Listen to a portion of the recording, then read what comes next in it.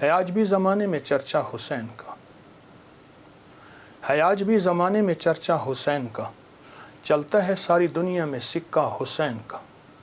بھارت میں گر وہ آتا تو بھگوان کہتے ہم، بھارت میں گر وہ آتا تو بھگوان کہتے ہم۔ ہر ہندو نام پوجا میں جپتا حسین کا، ہر ہندو نام پوجا میں جپتا حسین کا۔ راون کی طرح مٹ گیا دنیا سے تو یزید، لیکن دلوں پہ آج بھی ہے قبضہ حسین کا۔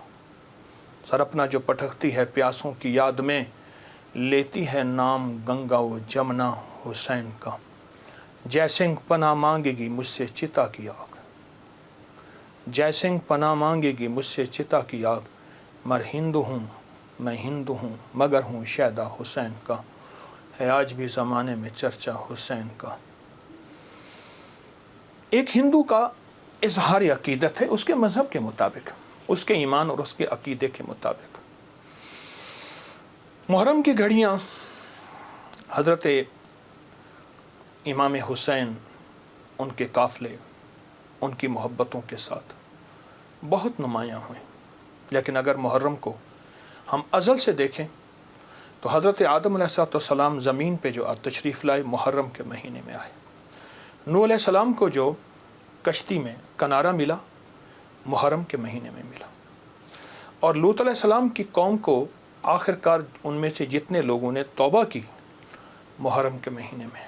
ابراہیم علیہ السلام کو آگ سے نجات محرم، ایک پوری تاریخ ہے ایک پیچھے محرم کے مہینے کے تقدس کی، احترام کی، حرمت کی، ایک پورا نظام ہے۔ اور محرم کے ساتھ امام حسین کی نسبتیں، حضرت حسین بن علی بن ابی طالب، ان کی نسبتیں بہت عجیب ہیں۔ اب سوچنے کی بات یہ ہے کہ انہوں نے ہمیں دیا کیا ہے۔ امام حسین کی زندگی کا سب سے پہلا نظام تقویٰ ہے، اور تقویٰ نیکی کرنے کو نہیں کہتے۔ کسی نے حضرت عباس رسول اللہ صلی اللہ تعالی وسلم کے چچا، ان کے بیٹے حضرت عبداللہ بن عباس سے پوچھا تقویٰ کس چیز کا نام ہے؟ تو پوچھا نہ کرنے کا نام ہے، کرنے کا نام تو نہیں ہے۔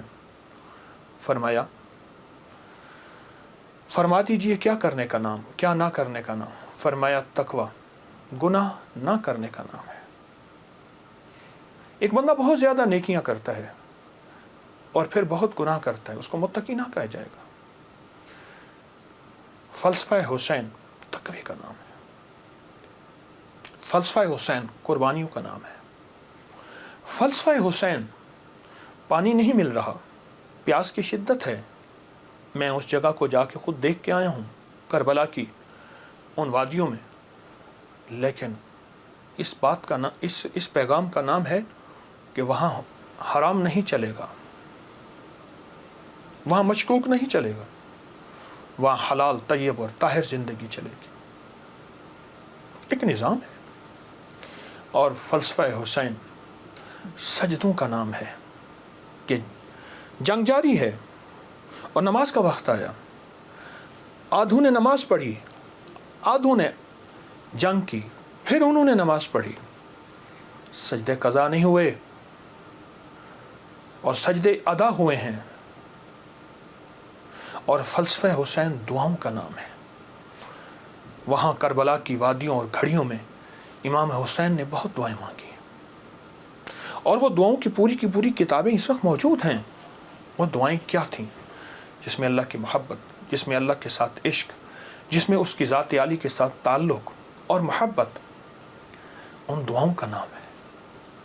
اور فلسفہ کربلا کا ایک پیغام دیتا ہے کہ خیال کرنا، جب ایک طرف حق ہے اور ایک طرف نہ حق ہے، اور وہ حق حلال کی شکل میں آئے، طیب طاہر کی شکل میں آئے، حلال کی شکل میں، طیب طاہر کی شکل میں آئے، تو پھر حلال کبھی نہ چھوڑنا، اور حرام کے اوپر تمہیں کائنات کیا تخت مل جائے، اس کو کبھی اس کے قریب نہ جانا۔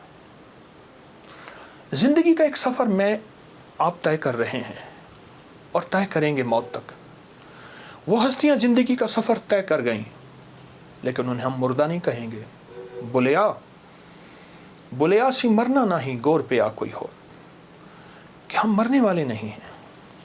अल्लाह के आशिक हमेशा ज़िंदा होते हैं और अल्लाह के आशिक हमेशा ज़िंदा होते हैं और ज़िंदगी का सफ़र तय करते हैं। आशिक हमेशा ज़िंदा होते हैं और आशिकों की ज़िंदगी ही असल ज़िंदगी है।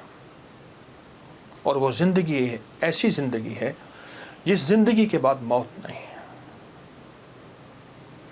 एक अजीब वाक़या अल्लामा जलालुद्दीन सयूती रहमतुल्लाह ने लिखा है, एक शख्स अपनी वालदा के कब्र पे जाता था और कुरान पढ़ता था। तो ख्वाब में वालदा आई, कहने लगी, बेटा तो आके ना कुछ देर बैठ जाया कर, फिर कुरान पढ़ा कर, इससे पहले कुरान ना पढ़ा कर। क्यों? जब तू आता है कुरान का नूर तुझे घेर लेता है। बेटा मैं तुझे देख नहीं सकती, तेरे कुरान पढ़ने से मेरी कब्र नूरी, नूरानी, रूहानी, उसमें रोशनी, उसमें बरकत। लेकिन मैं तुझे देखना भी चाहती हूँ। माँ हूँ, माँ की ममता बेटे को देख के भी कलेजा ठंडा करती है। ये जिंदा होते हैं, इनको मौत नहीं आती। इंतकाल होता है, इंतकाल कहते हैं, मुंतकिल होते हैं एक आलम से दूसरे आलम। ये आलम शहूद है, आलम अरवाह से आए हैं हम, और आलम बरज़ख का सफ़र हमारा जारी है, आने वाला है, जिसका नाम मौत है, फना है। इन हस्तियों ने हमें एक पैगाम दिया, इन हस्तियों ने हमें एक ज़िंदगी का सबक दिया कि कभी भी ज़िंदगी में अगर ये निज़ाम आ जाए तो फिर हलाल और हराम की पहचान करनी है, फिर हक और नाहक की पहचान करनी है।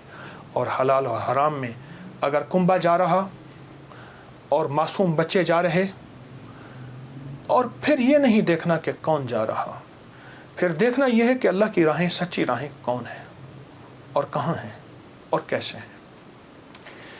इमाम हुसैन की ज़िंदगी में और उनका जितना भी काफ़िला था, उनकी ज़िंदगी में कुछ वज़ाइफ भी मिलते हैं जो मैं लोगों को बहुत बताता हूँ, और उससे बहुत फ़ायदा होता है और उससे बहुत नफ़ा होता है। एक अमल देता हूँ, बहुत ज़िंदगी में काम आएगा।